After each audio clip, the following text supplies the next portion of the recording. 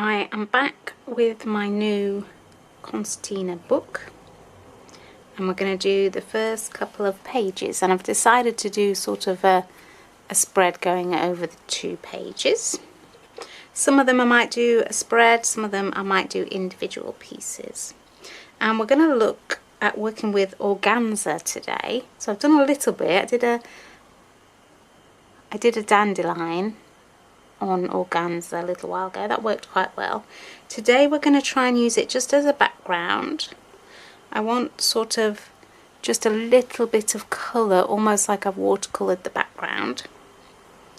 And then I'm going to sew some wildflowers on. So I've done a shape.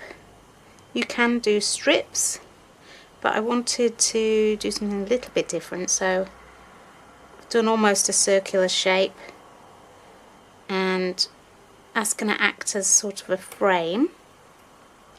It's not going to be completely within the organza. We'll see how it works out.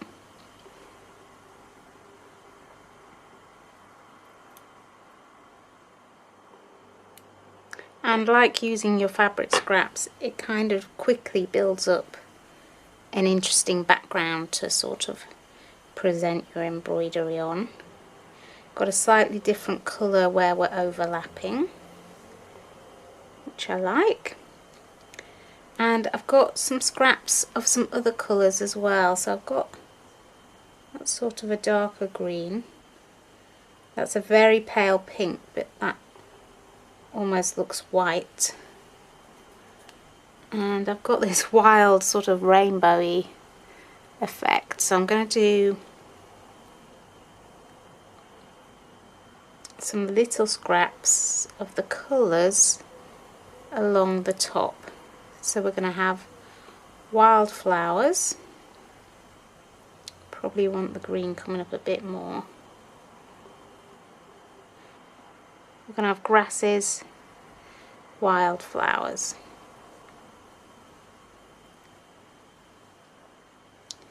And the thing with organza, hopefully I've not really tried it, is if you cut on the bias, which is the diagonal,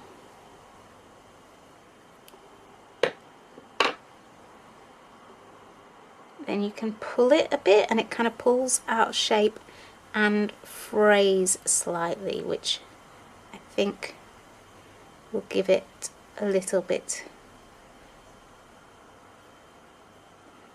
which I think it will give a bit more of an interesting kind of look.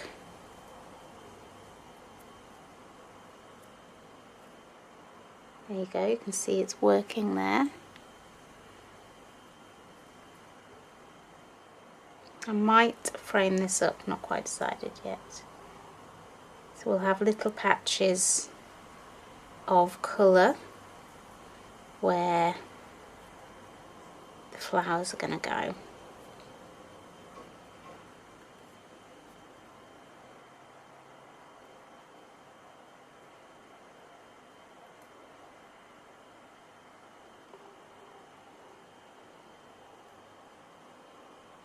You can be quite rough with it, I think, to make it work. There we go. That's going to be nice now. It's a bit pink and sort of yellow, yellowy orange.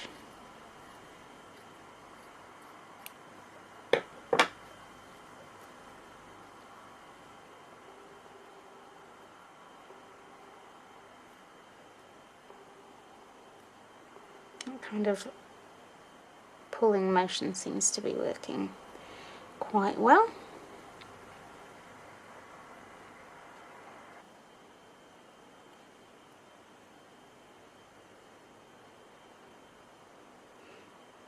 Getting some fraying as well as some sort of curling of the edges, which is quite interesting.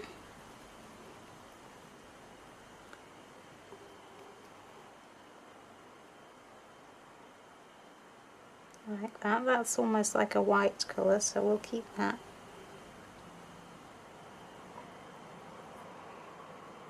And I might try and fray the edges of that as well, so it doesn't look quite as formal.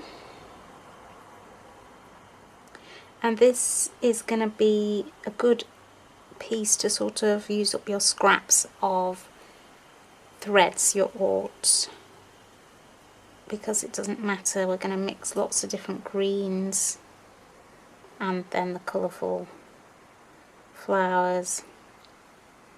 And the grasses are going to be straight stitch, and then the little flowers are going to be a mixture of things. They're either going to be French knots, lazy daisy, just cross stitch, double cross stitch, that kind of thing. This one's not really cut on the bias, so let's take that edge away.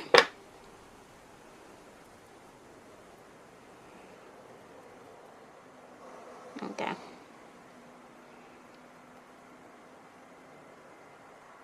And the more you sort of layer up, the different colours you get. So it is going to be quite a pretty effect, and it is just going to be in the background.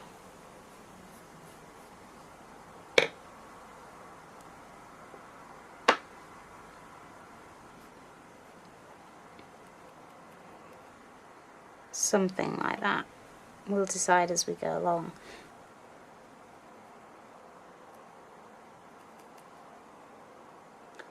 Now it's very fine, so when you start sewing on it, you will be making holes in it, so try and use a very small headed needle.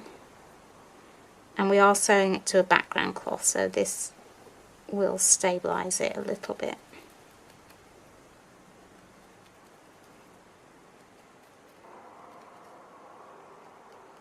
So we're going to start with the background, the blue and the green. Green's easy enough because I'll just start with some of the grassy stitches. The blue, less sure about, because we don't want the stitches particularly in the sky to be a feature, unless I did white stitches and did some sort of clouds.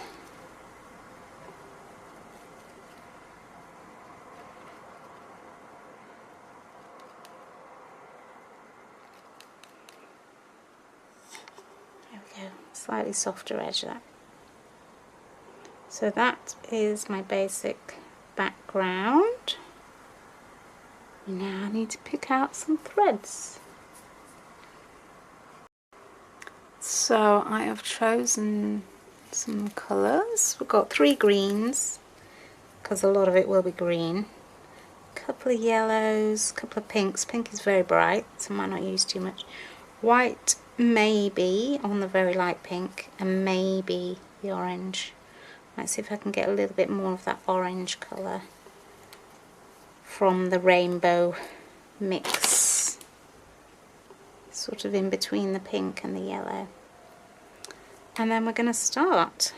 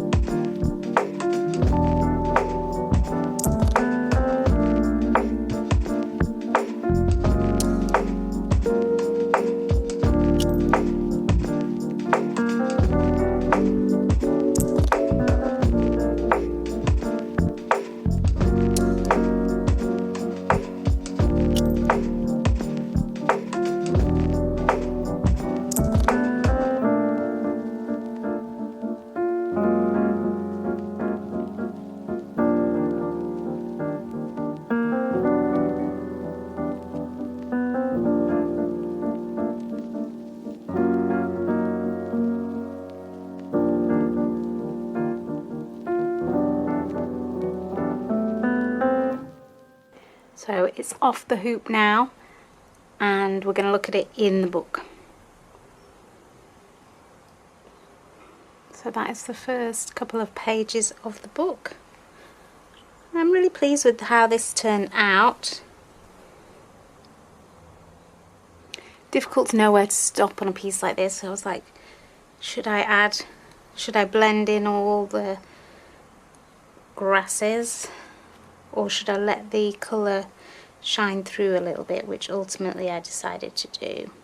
Again, the same with the flowers. I kind of stuck to the background where they matched the background, but I was tempted to actually just bring, you know, a few more pinks down here because there's a lot of yellow in the middle, but overall I think it's quite balanced, so I am going to leave it as it is.